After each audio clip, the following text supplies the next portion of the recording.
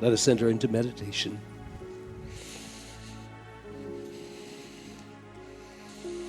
Deep breath, everyone. And let us take a few conscious moments of making ourselves perfect receptacles. The last two Tree of Life classes, Mother Akasha has sought to have a very deep conversation with each of us. And this is part of the preparation where our beloved Mother Mary, Mother Jesus of the Christ, has entered into the great silence in the great central sun. And there she is birthing many new activities that are to be part of our resurrection.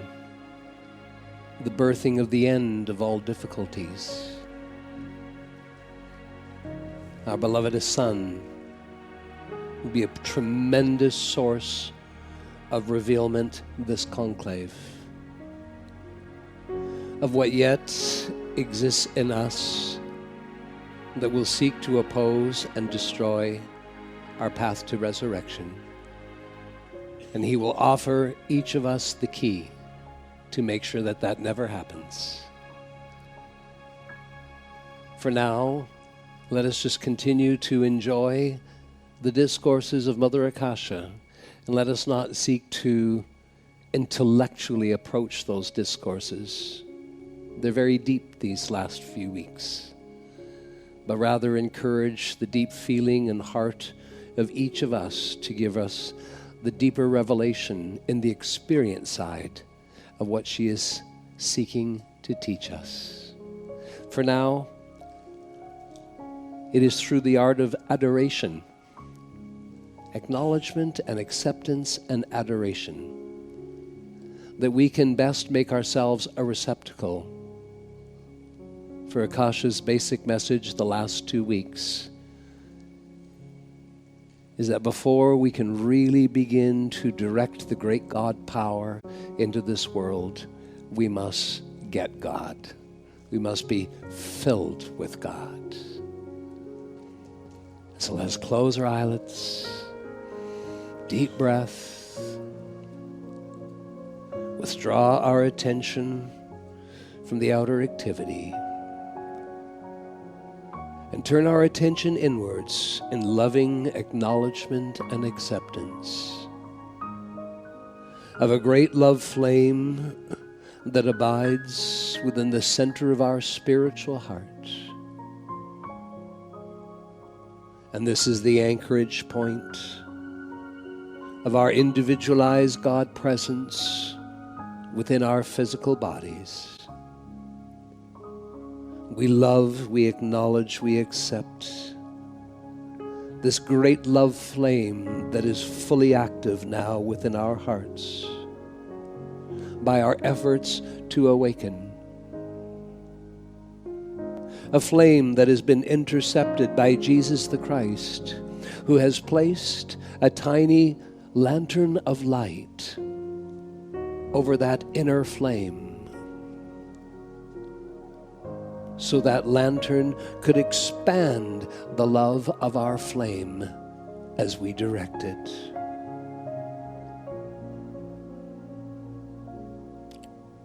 This is the great God flame of the magic presence, the voice of God that says, I am here, I am there, I am everywhere.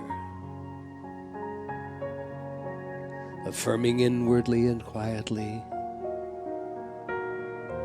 Almighty flame of God within my heart, I love you, I adore you,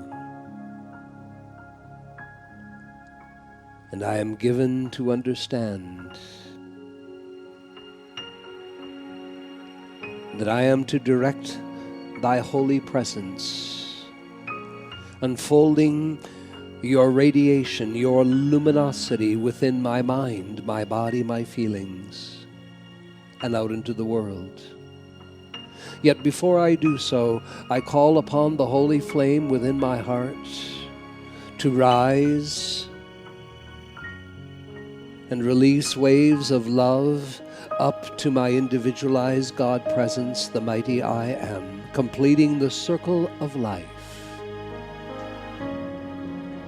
offering my deepest love to my great God presence.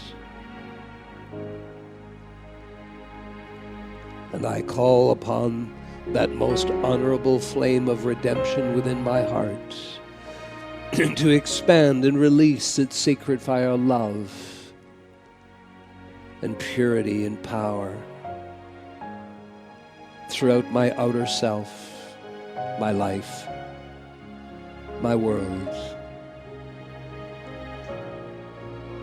I call upon the great love flame in my heart to expand again and release waves of love up to our spiritual hierarchy.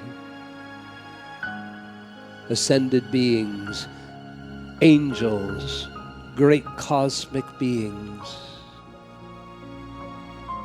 I offer my heart's flame love to each of them who are coming closer to the earth now, as millions of people initiate their great awakening upon this earth. We are so grateful for their love, their intervention when recognized and invited.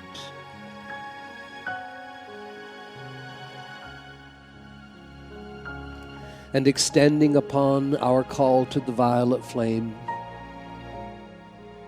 we pour our love to the mighty Saint Germain, to Mother Akasha, to Jesus the Christ. We call upon their angels to be with us as we ask them with our beloved presence to blend the three great flames of resurrection, violet in its purity, pink in its love, gold in its illumination, and blend and release these sacred flames of God through the substance of our minds, bodies, and feelings, and out into our world, preparing the very substance of our outer selves to become that perfect instrument for God, the mighty I Am presence, to reveal and express its perfection through the lives it has given each of us. We thank you. We love and bless the sacred fire. And to the great ones, the ascended and angelic hosts, the great cosmic beings, we continue to offer them our love for their divine intervention in offering into our lives and the lives of our loved ones the greater protection that is required while there is yet so much discord in the outer world. Our beloved great God presence and great ascended host, enfold us now in your mighty magic armor of cosmic light substance, a shield of light drawn down and around and below each of us that makes us invisible to the discord that yet remains in the outer world. An armor of light that makes each of us more sensitive to the golden voice of God that speaks to our heart each day. We thank you. Take a moment, precious hearts.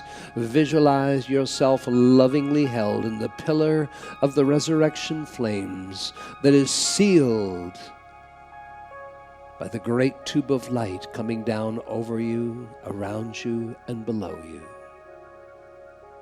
Visualize and feel it.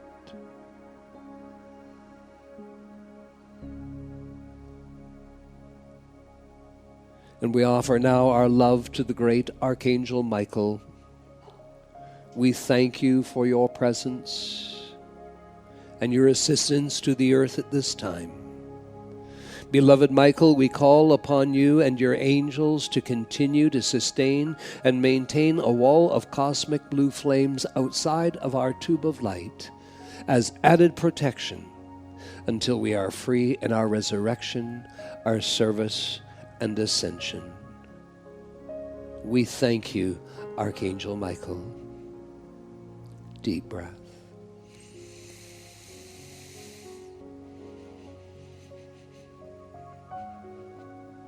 And to the great cosmic beings of our spiritual hierarchy, beings such as the Queen of Light, Lord Melchizedek, Lord Maitreya, the Goddess of Venus, Mighty Victory, and others, as you have taught us, we call upon you to enfold our lives, our homes, our businesses, all the outer activities of our lives, our loved ones, in your ascended master walls of invisibility, invincibility, and vulnerability that is supreme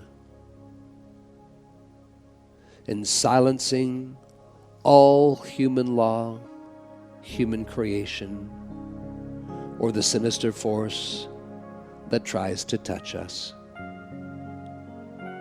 And we accept with all of our heart these cosmic jewels of protection from our spiritual hierarchy.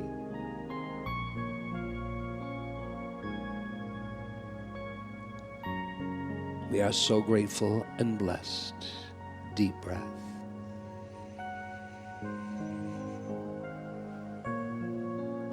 And into our gathering and into the homes of all who consciously turn towards the light, we welcome the presence of angels. We love the angels. We adore the angels. And we ask them to come as close to us in our lives as we are to each other. Come, beloved angels, guardian angels, healing angels, angels of the sacred fire, the cherubim, the seraphim, the angels of the music of the higher spheres, the great central sun's angels of the immortal flames of cosmic Christ's love. Be with us, precious angels. We thank you for your service. We understand that you are given to assist each of us to fulfill our higher purpose, our destiny, and the divine plan that God has for each of us. And we open our lives so receptive to the miracle presence of angels.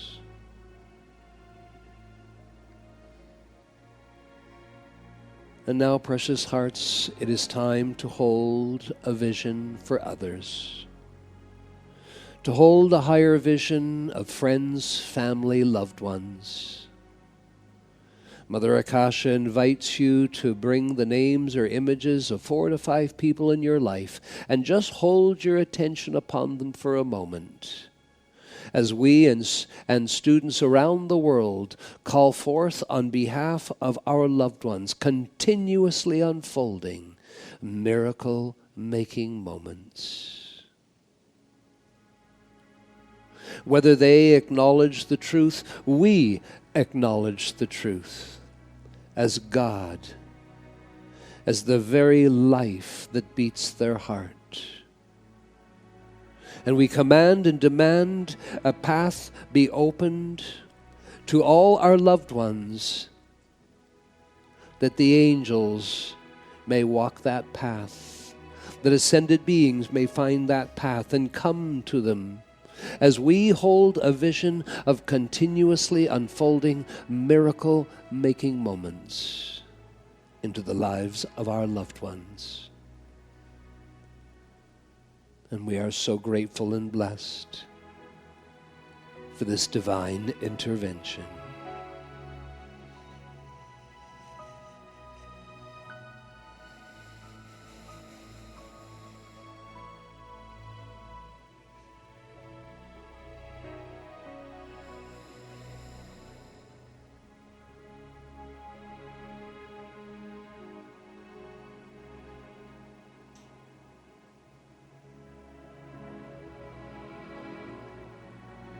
And now in this minute of silence, we say to ourselves, peace, be still.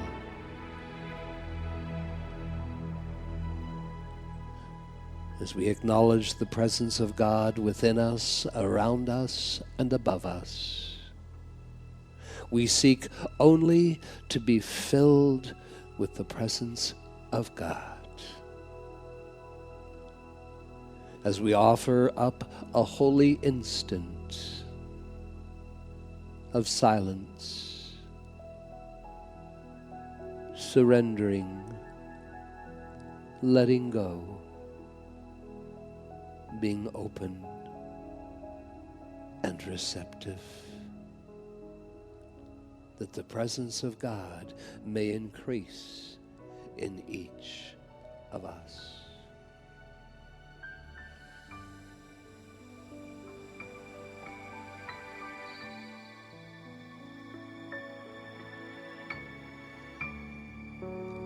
And as you continue to hold yourselves open, receptive, return your attention to the outer room, precious hearts. Akasha is with you through the life stream of your messenger, and I welcome each of you.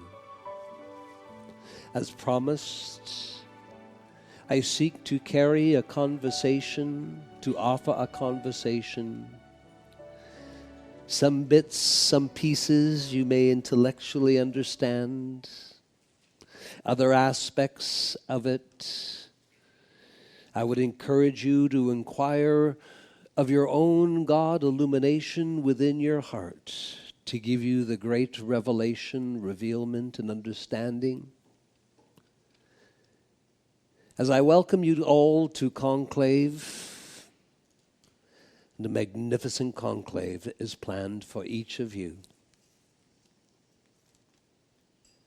I ask you in this days of this week and days of conclave to meditate upon the following. I is the name of God. God may speak to you as God the Father. God may speak to you as God the Mother. God may speak to you through the individualizations that have sent each of you into this world. The individualization of God that you see portrayed in the sacred images. God may speak to you through inspiration, inner promptings. Yet always God in all these manifestations begins with I. And if you will remember what I have just shared, and if you will meditate on these words this week, I promise profound demonstrations of inner change and comfort and revelation shall come forth in your life. These words are, I offer you my perfect faith in place of all your doubts. I offer you my perfect faith in place of all your doubts. I offer you my perfect faith in you. I offer my perfect faith in you in place of all your doubts. Yet you must understand and remember that what I offer you, I must offer all your brothers and your sisters. For if I did not, my gift would be limited, and the gifts of God can never be limited. And as long as you will remember, you are not responsible for how others respond. Yet you are responsible to how you yourself respond. And if you will respond openly, with absolute favor and reception, and allow a mystery as to how your acceptance of this will unfold such comforts, miracles, changes in yourself. And when that occurs, those changes must unfold in your outer life. I offer my perfect faith to you.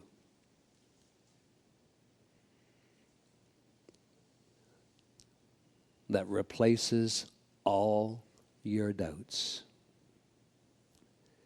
Yet you must remember that this gift I offer, I must give to all your brothers and all your sisters. Will you accept this? Will you seek this week to find a way for a holy personalization of this? Perhaps saying to yourself, God the Father, God the Mother, God Jesus the Christ, God my own mighty I am presence, God the Buddha, all individualizations of God, offers me their perfect faith in place of all my doubts.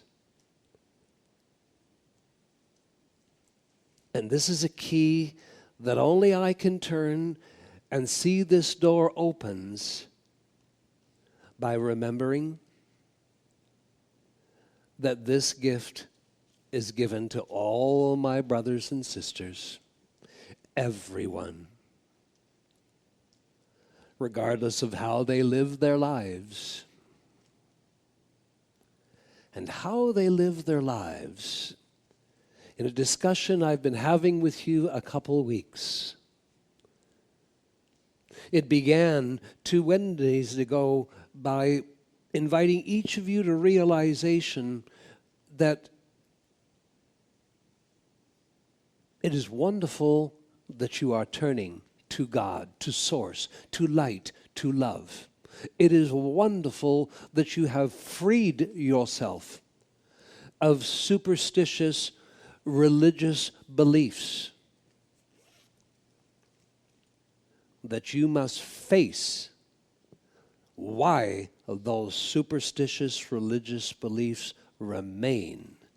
They remain so that the ego remains in control of this world.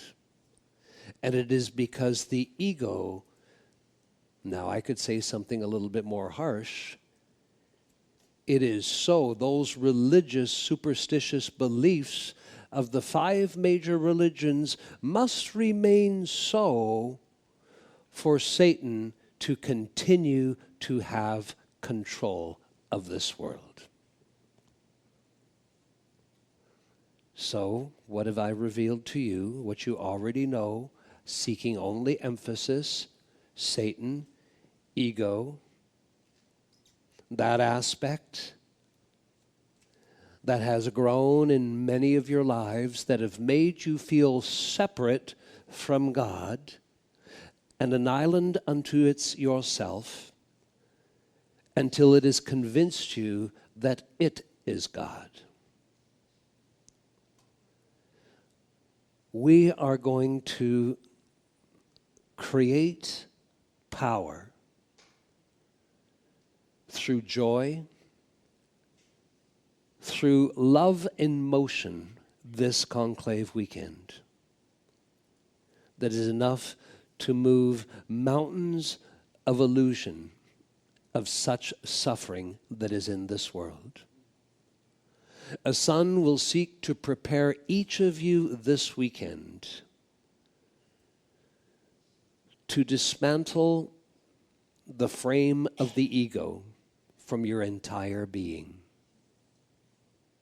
Is the ego more balanced than it has ever been? Is the ego more doing its role in the vast intellect of sorting information that comes to you? Is it less the deviant, silent force that is influencing your decisions? Oh yes. Oh, yes.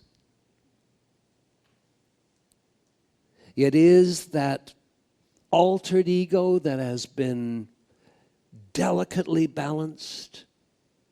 Do you think it's just waiting for a moment, a human moment, in which it knows that its pillars of existence are still part of the framework of duality that exists in the mental body?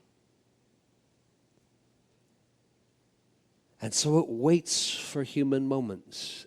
And I'll let a son disclose to you this weekend that very well may set your life free for eternity if you grasp it.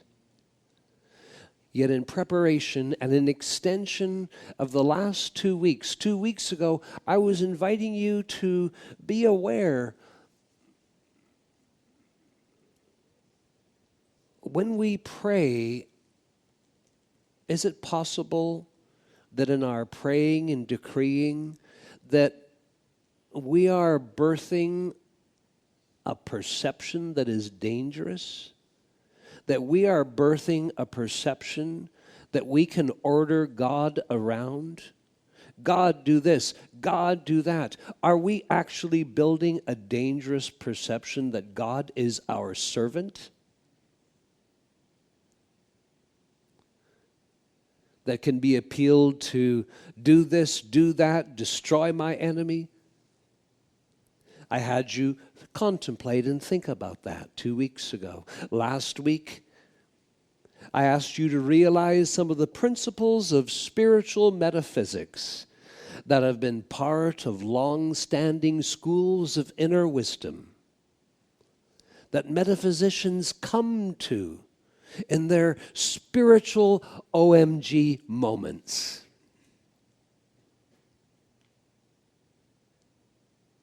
And they are the kind of moments where a spiritual aspirant, an initiate, stops asking and has a realization. God is my life.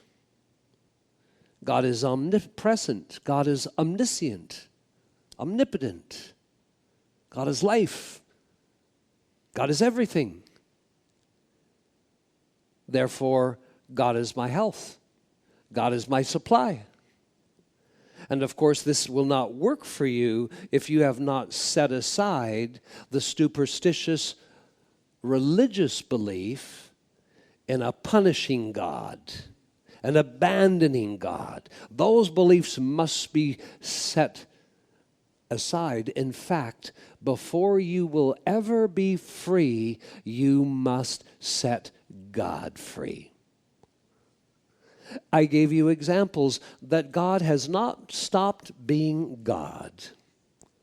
One only has to look up and acknowledge the greater perfection of this universe.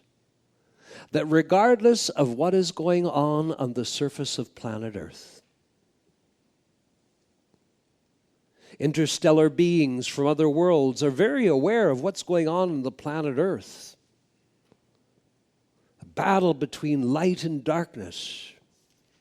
A false sense of self rules the earth. It's called Satan or ego. Upstairs, the spiritual hierarchy all know of this. conferences are held by great spiritual beings, do we intercept their illusion? Do we become part of their illusion? Do we make powers available so they can fight the powers of the seeming powers of darkness in their dream? Do we do some of that? Do we send prophets? Do we send beings from systems of worlds to try to help them wake up? Wake up. You're dreaming. And your dreams have unleashed the evil and hatred of the ego on this planet. God has sent you into this world because God is waiting for you in exactly the way Jesus Christ taught in the Course of Miracles. The world I see is not real. That is a tenet of the Course of Miracles. To shake yourself free, but also to realize all you precious hearts are ready to make a huge leap in your resurrection. And this leap requires each of you to do a number of things, to turn a number of keys, and each of you are ready to turn those keys. It's my obligation and responsibility that you know what those keys are, and if you are ready to turn them. And if you will accept that I offer you perfect faith in place of any doubts. But ye must realize that what I offer you, I must offer equally to everyone. You cannot limit the gifts of God. So, if we're going to set our lives free, we must set God free. The sun rises every morning. Universal law. God in action. Scientists can predict with absolute precision the movement of stars and planets, solar systems within galaxies, and galaxies in divine motion within quadrants of this universe. Perfection. Absolute. God is still being God.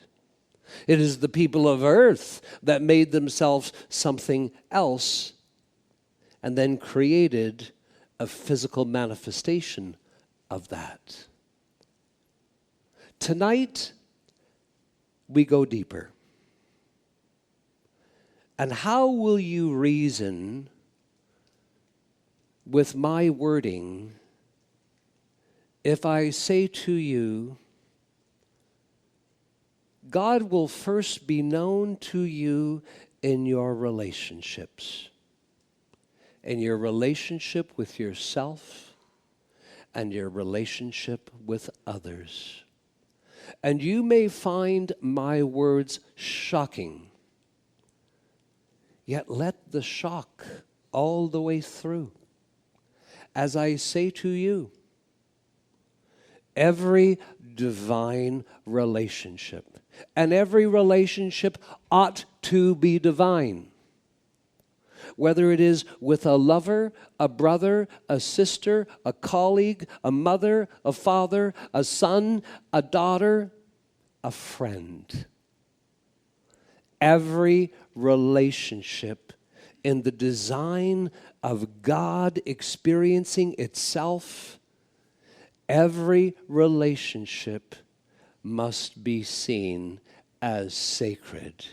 And here comes the shocker.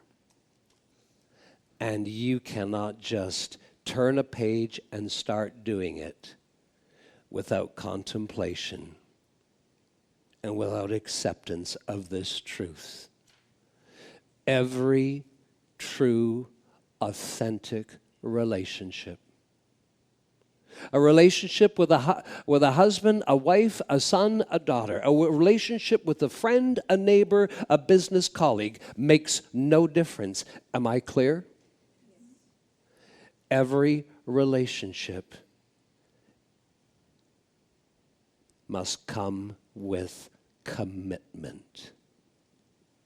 Commitment. For only when you have commitment to all your relationships. I will be your best business partner I can be. I will be your best friend. I will be your best neighbor. That is a commitment. For I am willing to see you as I am. And I am willing to finally face the truth that I have been kidding myself.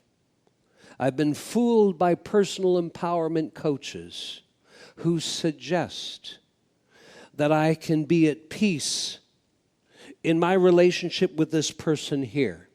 I can be at peace with part of that relationship while I yet condemn another part of that relationship. Impossible. Let's put it in more simple language. Well, I really like this person in all these ways, but I don't like this person in these ways.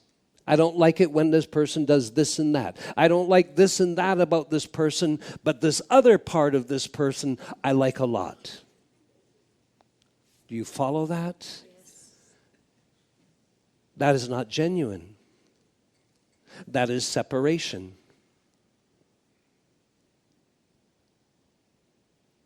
Commitment to life, commitment to self, commitment to relationship. You that are walking this path of resurrection, of becoming spiritually awakened, my goodness, let it dawn on you right now. Right now.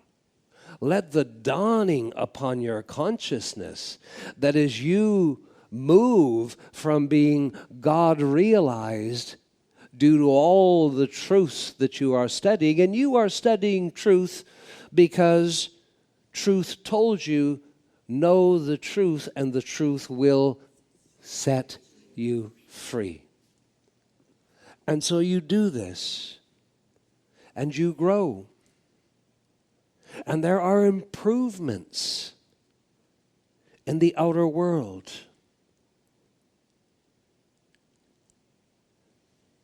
Yet there are pitfalls. There are snares. And the altered ego is just waiting. Yet,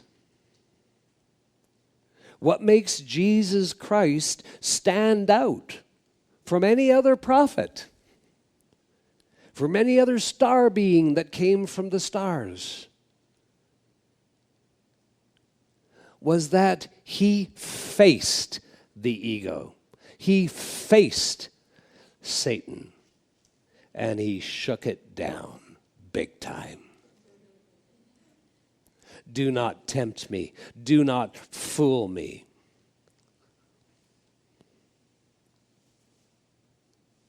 You must by now know that as you shift, as you evolve from being God realized into God actualized, a living reality.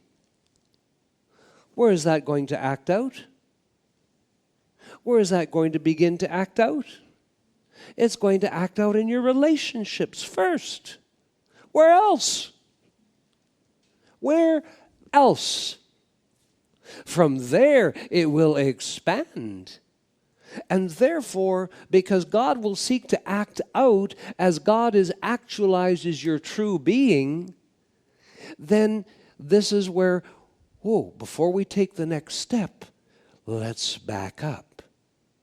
And let's make sure that knowing what is coming, let us make sure that we are in right relationship.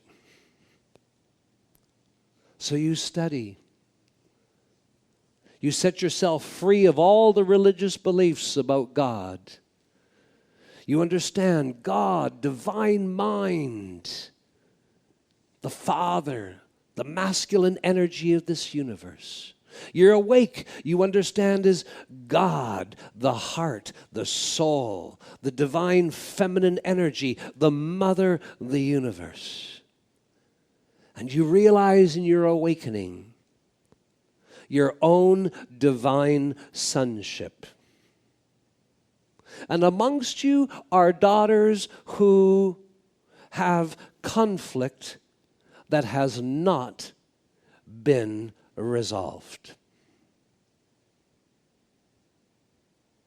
As daughters read the Course of Miracles, they hear Jesus speak of the Son of God, whereas the reference to the daughter of God.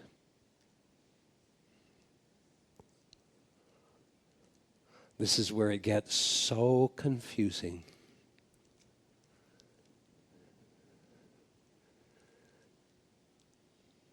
To express your life using the mind of God or the heart of God through a mental and emotional body, or to express your life of God, your God life, through a physical feminine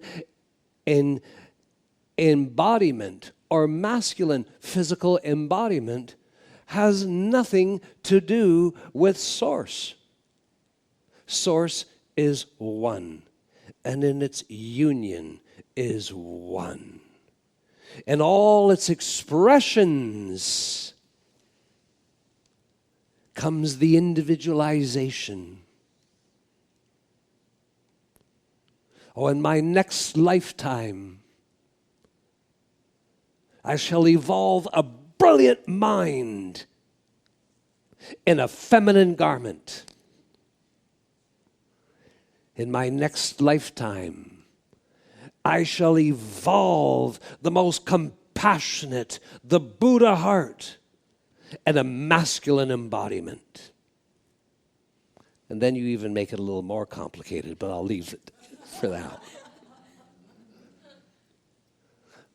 The Son of God is the mighty I Am presence. The mighty I Am presence does not stand and say, I am masculine, I am feminine, I am male, I am female. The voice of God says, I am here. Ask the voice of God, who are you? God will not say, I am Judy, I am Anna, even though I see that many of you sign your letters, sign your electronic emails, I am, and you put your name. You think I will ever approve that? You are pointing the name of God on your human self that is not yet evolved? I would not be doing that. Unless you, of course, you have defiance energy and you need to proclaim yourself. I am Victoria.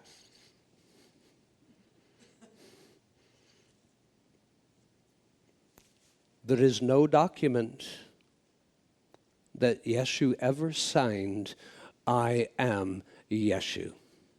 There are many documents that Yeshu signed, and they all are in Turkey. And by the way, that is why Pope Benedict traveled to Turkey, because the Greek Orthodox hierarchy have these ancient writings that, guess what? Using modern language, Yeshu signed off. He didn't sign, I am Yeshu, like some of you do, precious hearts. You had best be careful putting the name of God before your human name. Yeshu did not do that. You think it is wise to do that? Let the name of God stay exalted and above you. Your state of becoming has just begun. Let us be humble. Rather than be signing off, I am Susan, I am Jane, I am John. Some of you know what I'm speaking of, don't you? Yes? If God is to be actualized through each of you, God requires the most humble instrument. And God requires that you come into right relationship with God, that you come into right relationship with yourself, and only in that right relationship can you come into right relationship with others. And right relationship is commitment. And yet in this world, commitment is reserved. It's reserved for marriage. Commitment is not often thought about as authenticity of relationship. You pass every day. You pass 10, 1,500, 1,000 people a day, depending upon where you are. You are not in relationship with those people. Those are people that are earthlings like you. The people that you are in contact with every day are the people that you are in relationship to. And in that relationship you have with your neighbor, is there a commitment to be the best neighbor? Is there your commitment to be the best mother? Or will the ego catch you and lure you in?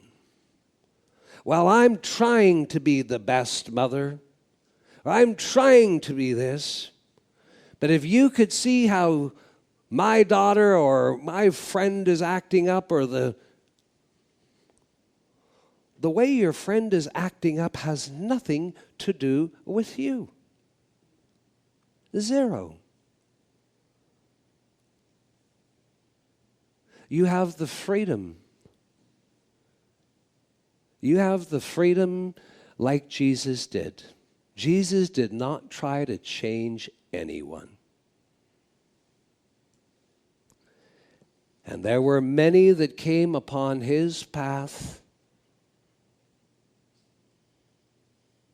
and even those who recognized that he was who he claimed to be. And Yeshua basically said, I see you have no interest in what I have to say. Then go. Carry on with your life. Jesus did not try to convert them. Be as you are. Go on your way. Have you considered this? Making a commitment? What does that look like to you? Does it maybe mean you showing up in all your relationships? Does it mean that maybe you will stop shutting people down? Do you realize that every instant where you shut another person down, you are shutting yourself down? This discourse is not to give you answers. It is meant to be exploratory. It is meant to encourage each of you to realize, to have an oh my God moment where you realize the more you get filled with God, that God presence, that spirit, that soul, as you are filled through it, it's going to act out in you. And having God act out in a person is a lot better than having the human nature act out in a person. Won't you agree? Yes. And where is that God going to act out? To people, relationships. So before we go too much further,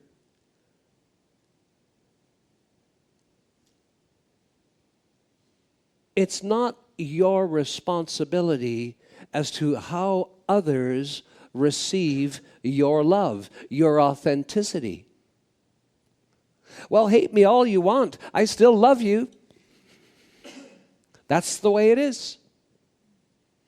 React whatever way you want. You are my son, you are my daughter, you are my friend, you are my business partner, and in fact, I am committed to being absolute, authentic with you at all times. Commitment. What does commitment really mean? Does it actually mean more about absolute authenticity, or does commitment mean I'll make a commitment with you as long as we are in agreement that we can steal each other's power?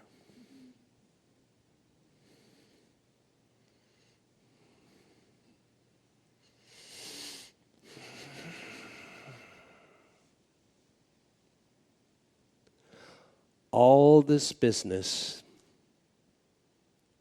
and beyond all of this, there is another evolution that's intended to pull you out of this good bad. And it's what you identify and know in your heart, what is useful, what is useless, what is constructive, and what is not constructive.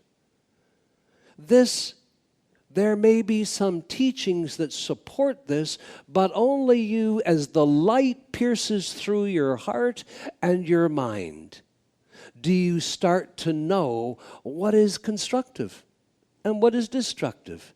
And you don't require a teacher to teach you those things. And as that begins to evolve in you, you're shifting, you're changing.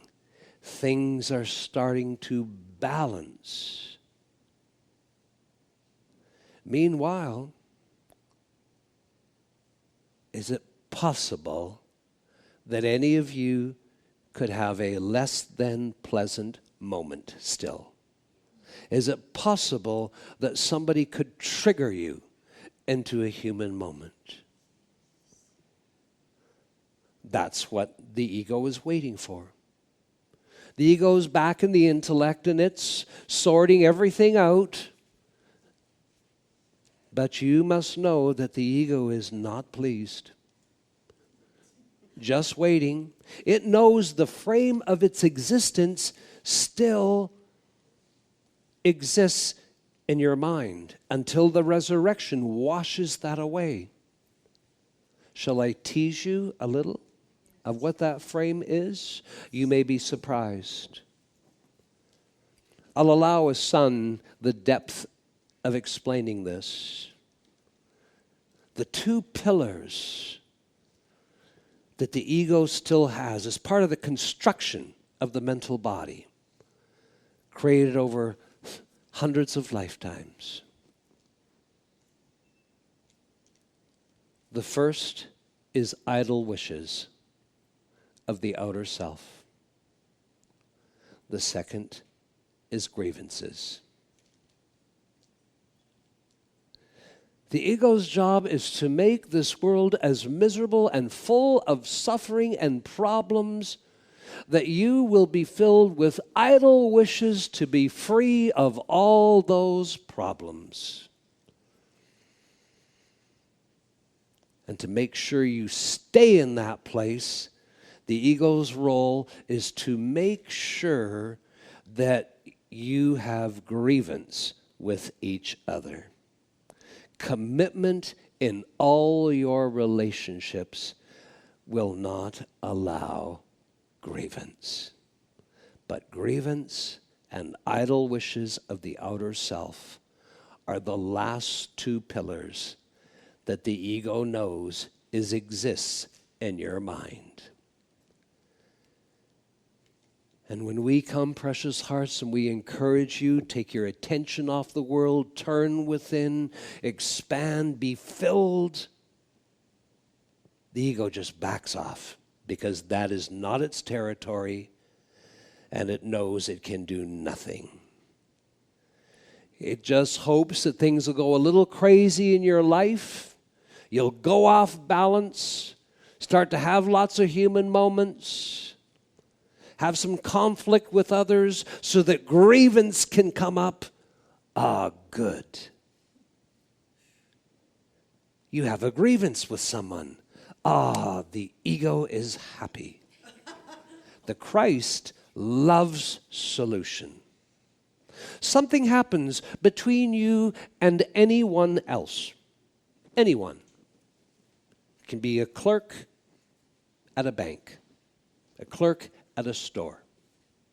Could be a team member in the Radiant Rose Academy. Could be a volunteer. And maybe the pressure is just so much in a moment that maybe that person wasn't as pleasant as they could have been. Maybe that person wasn't in their best that moment. After all, there's a lot of pressure. And in that moment, there might have been an unpleasant thing said. Ah, the Christ watches. The Christ watches.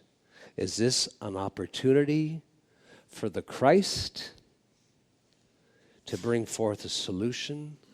Or will this be the opportunity that will turn into a grievance? Oh, I'm not going to handle with this person anymore. I'm not going to go to that event. I didn't like the way I was treated. Well, the Christ would say, why don't you go back to that person and say, that wasn't the most pleasant experience I had, and I just know that you're a wonderful person, and can I just work it out with you? Or you go away and say, I'm not going to come back to this store again, and hold a grievance. Every grievance unresolved will impact your next conversation with that person. And if you never have a conversation with that person, the ego has got tens of thousands of other people in the world it is controlling that'll make sure that even though you avoid that person because you didn't like the way you were treated, you were disrespected, and instead of going back and finding resolution, you said, I'll never deal with that person again. The ego says, I won. And the ego says, but I've got another 10,000 down the street. So you don't resolve this grievance here. The ego just wants to keep building. This is the territory of the ego, grievance. And the other is the idle wishes. That's a little bit more, what is that? What is it? It's everything we've been saying for years. Take your attention off the outer world.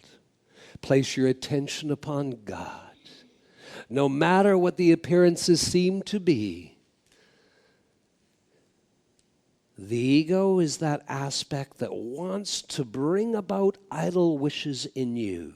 It'll suck you into the world. It'll get you into debt. It'll bring about relationships that are just filled with grievance. It'll make the world such a terrible place. You can even feel the world is crashing down upon you. Oh, I wish things were different. You ever heard that? I wish things were different. That's not desire. That's not God. The ego's got you. The ego's pulled you right into the outer world. You're interacting. The ego is thrilled in its hatred.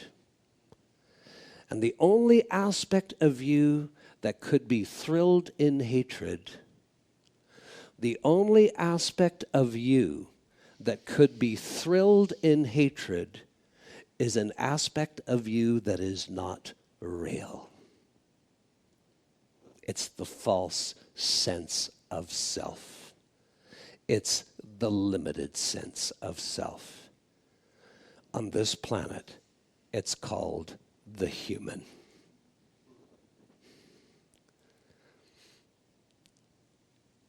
So today there are millions of people who are awakening, discovering their own spirituality, discovering that you can be spiritual without the weight of being religious.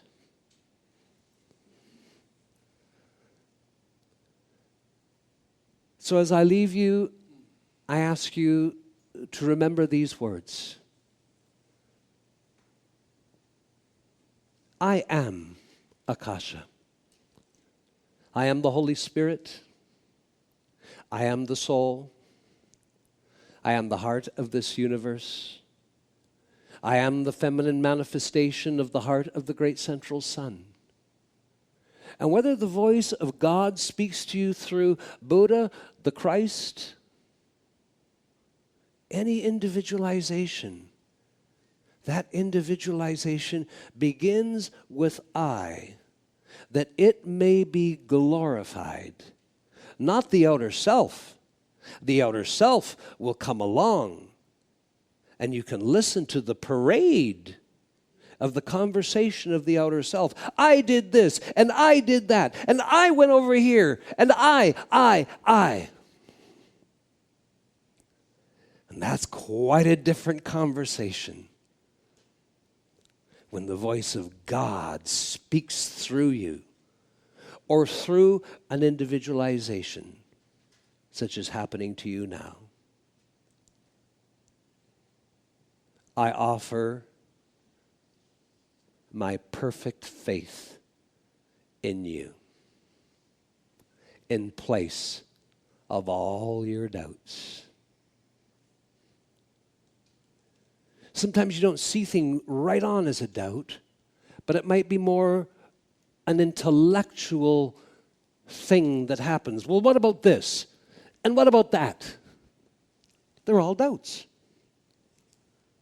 I offer you my perfect faith in place of all your doubts. However, you must remember that what I offer you, I must offer your brothers and sisters everywhere, because you cannot limit the gifts of God.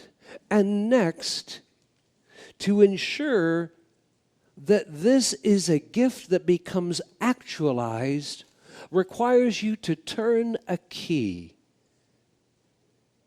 Where will God begin once again to manifest upon this planet? God will manifest through people. What will God use? Relationships. Am I willing to shift my attitude about relationships? Will it help me to remind myself to place no burden upon myself? To remind myself how people respond or react to me is none of my business. It is my business of how I react, how I respond. That is my responsibility. Is it possible, knowing that as God grows and comes forth in me, that God will use, the first thing that God will use is all my relationships. So what relationships, where do I start? Do I start with making the relationships in my outer world right? Then my relationships with myself right? Then my relationships with God right? Or do I start in making my relationship with God right, then myself, then with people in the outer world? Ultimately, if you are fully awakened and if you are fully actualized, it makes no difference. If you are fully actualized. I am, the voice of God says, I am here, I am there, I am everywhere. So if I make my relationship with you, and I know that God is the true nature of your being, if I make my relationship right with you, I have a commitment to being in right relationship with you. Whether that is as friends, as business colleagues, as whatever that might be, I make that commitment to be absolutely authentic with you at all times. That is commitment. It's not about whether I'll be home at 9 o'clock. Or I promise to be home, I promise to be good. No, it's I promise to be authentic with you. I promise to be real with you. If you can turn this key, and I leave you with that, because the intellect has enough evidence in there. All your memories has enough evidence as to why, from the outer world standpoint, that there are certain relationships that you have that you are dead interested in making commitments in those relationships. Do you understand what I've just said? There's memories in your intellect, relationships you've had or have with people out there in the world. Maybe there's a bloke down at the end of the block that's just the nastiest neighbor. And so you just give him the finger back. Maybe it's time to give him a bowl of cherries and say, you know, from all outer appearances, you appear to be the biggest, and I'm not going to fill in the word. That's not my role. But you know what? I know who you really are. And therefore, I still love you. The question has been asked in pieces of literature and motion pictures. Are there variations of love? I find it very interesting that most recently that love has taken on the word gray. Yes, 50 shades. There is no variation in love. You love someone, and based on the kind of commitment that you have with a person is how that love expresses. Do you find, even though some pieces of what I have said may be odd, do you find enough resonance with what I have shared? Now here's the easy part. The easy part is that as you make right your relationship with God, and you make right your relationship with yourself, and not doing the things of the ego, because the things of the ego are deliberate in bringing up feelings of guilt. That's more territory. So when you move into right relationship with yourself, always loving yourself, always forgiving if there was a hiccup, if there was a human moment, never seeking a God to forgive you. Why? Because God has never stopped seeing you whole and perfect. Therefore, God has no reason to forgive you. Have you seen yourself less than who you truly are? Have you opined against yourself less than who you truly are? Yes? Then who needs to be doing the forgiving? Yourself. I forgive myself. I love myself. I seek to always be in right relationship. And I love that there's a higher intelligence that is the source of our life. I love that I know that I don't have to go into a synagogue. I don't have to go into a mosque, a church, a temple. I can do those things. I can do those things if that's tendering and comfort to me. But my life and my relationship with God is not dependent upon that, because God says, I am here, I am there, I am everywhere. So even though I make my bed in a place of hell, of human creation, lo, I am always with you. Inseparable. Inseparable. Move into right relationship with that. Seek God for God, not for things. Yet do not be confused with the power of decree. O mighty I am, unleash thy glory as glorify yourself with all the health of this outer self. Glorify yourself with all the riches and supply that you know this outer self requires. For that decree to be fulfilled, you better make sure that your tank of God is full, if you are going to direct the powers of God. And this is where decreers of the past have missed the boat. At any time in the future, when you are brave enough, and where you won't wince, and where you won't shrink, I will say to you in any given moment, in any given event, I will say to you a number out of 10. And if I say to you are a 10 out of 10, you are filled with the Spirit and presence of God. Go out and orchestrate your life. Go out and make the best decisions. Build, be the architect of your life, because you are filled with God energy. Or I might come along and say, right now in this moment, you're a 2. In fact, I only have to look at your body and see how the energy is just drained out, that you're not going in, that you're not being filled. Oh, the day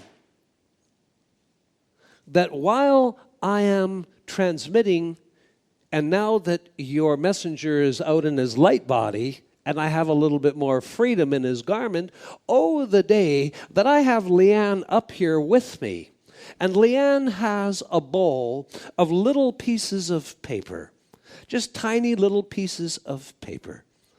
And she hands me a writing utensil. And as I'm discoursing, and Leanne's just following me back and forth, I am just writing out a number on a paper and just handing the paper to each one. Where am I?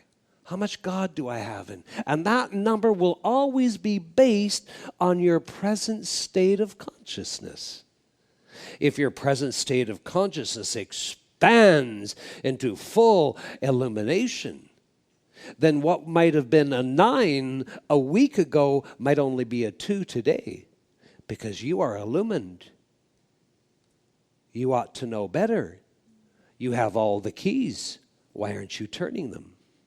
If you only have a few keys and you turn those few, you're going to get a high number. Do you understand? Shall we do this one day and more often? Or will you shrink? Will you say, Akasha, Mother dear, only a 3? I thought I was doing so well. I thought my tank of God was at least an 8. If your tank of God is at least an 8, you are thinking brilliantly. You can articulate. Your intelligence is just amazing. You can make decisions so fast. And your heart is just flowing love through all your thinking. next week after conclave, I will see if we are ready to address the inner processor that is inside every one of you. That place in which you process, that place in which you internalize. You think thoughts to yourselves, you think things out. Too often, that processor in you is so tightly wound up. It's so contracted. How you can even think clearly amazes me. We've got to loosen that processor. Your ability to internalize with crystal clarity, with love, with passion and compassion. To internalize so quick. So I leave you, as you go on your break, just to ask your intuitions. This little processor in me, the way I quietly internalize and think and mentally, emotionally am reacting without even saying a word. What shape is that processor like? Is it as expansive? Do I breathe the breath of life? Do I welcome the Holy Spirit into that place where I internalize things? Or do I hide things from the world? Do I think about things? Am I faking my spirituality? Do I carry a good mantle of always seeing happy and harmonious, yet inside worrying, fear, internalizing the worst that could happen? What's going on? Because that's what's passing through the processor. And all the things that pass through the processor are going to tighten it up. And when it gets so tight, you feel the world crashing down upon you. So the very next thing we're going to do is we're going to make right this little engine in each of you, so that you can internalize, so that you can process the things that are happening to you and are in your life, and that you can do that with a bounty of God, of light in your mind and love in your heart. As a son said to all of you in his own way, and as I said more recently, you are all advancing. This is a serious path for serious students. It is a serious school of inner wisdom. And if you're going to go the whole distance, well, my faith in you, which is perfect, will make sure that everything that must be addressed is addressed. More of what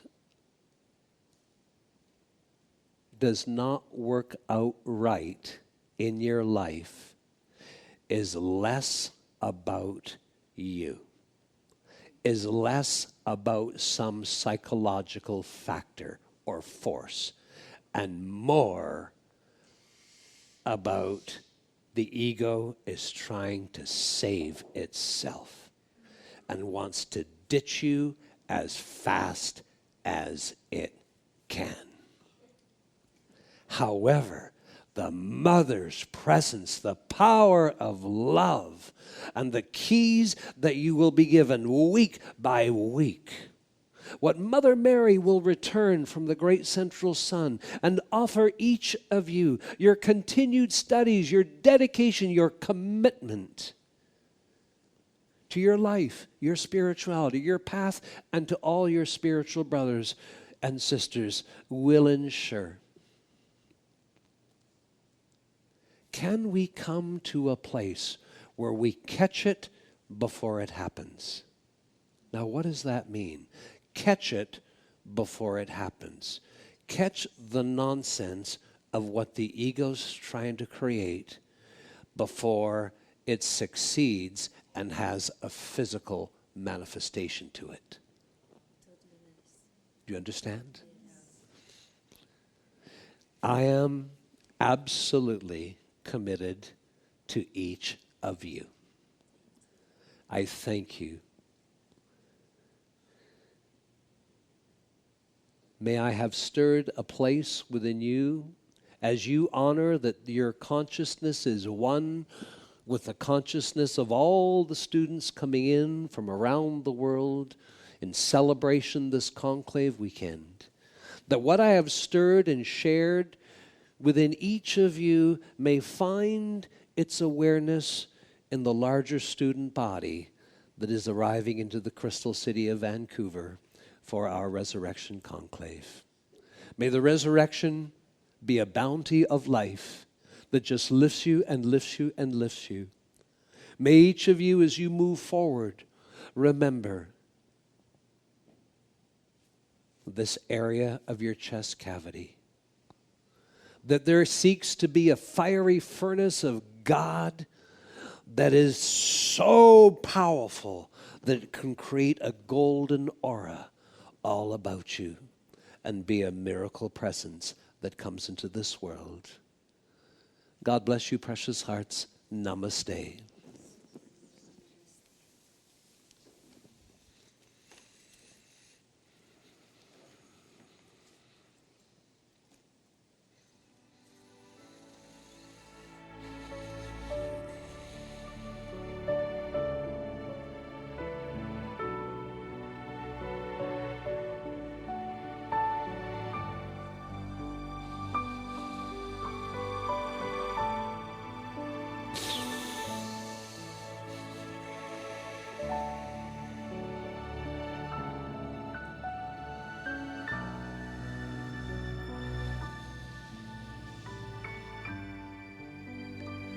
We love and bless you, Mother Akasha. We thank you for your presence with us this evening. Deep breath, everyone.